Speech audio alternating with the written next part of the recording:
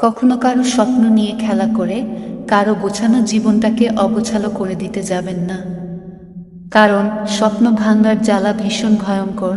একটা মানুষ জীবনের অর্ধেকটা সময় ব্যয় করে দেয় নিজের জীবনকে গোছাতে, আর আপনি কিছু দিনের মধ্যেই তার তিল তিল করে গড়ে তোলা আমার আমিকে ভেতর থেকে নিঃশেষ করে দিয়ে যে ভালো থাকার স্বপ্ন বুনছেন, সে স্বপ্ন একদিন না একদিন ভেঙে চুরে একাকার হয়ে ধূলিসাৎ হয়ে যাবেই। যে মানুষটি আপনাকে নিজের সবকিছু ভেবে ভালোবাসে, তার প্রতি অবহেলা বা উদাসীনতা একসময় সেই সম্পর্কের শেষ টানতে পারে।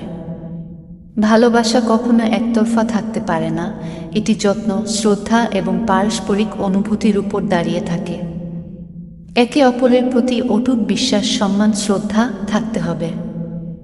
দুটি মনের সিদ্ধান্ত এক হতে হবে, কেউ না চাইতেও একজনের মনের ভাষা অন্যজন বুঝে নিবে। জীবনে যত কঠিন পরিস্থিতি এবং যত সমস্যায় আসুক, সকল পরিস্থিতি মোকাবেলা করে একে অপরের পাশে মৃত্যুর আগ মুহূর্তে পর্যন্ত থাকবে। রাগ, অভিমান, জেদ উভয়েরই থাকবে, তবুও কেউ কাউকে ছেড়ে যাবে না, বরং একে অপরকে বুঝিয়ে বুকে টেনে নেবে যেন দুটি মনের অনুভূতি এক হয়। আমরা অনেক সময় প্রিয়জনের মনের কথা বা কষ্টকে বুঝতে ব্যর্থ হই। অবহেলার যন্ত্রণায় একজন মানুষ দূরে সরে গেলেও একদিন সে নিজেকে ভালোবাসতে শিখে নেয়।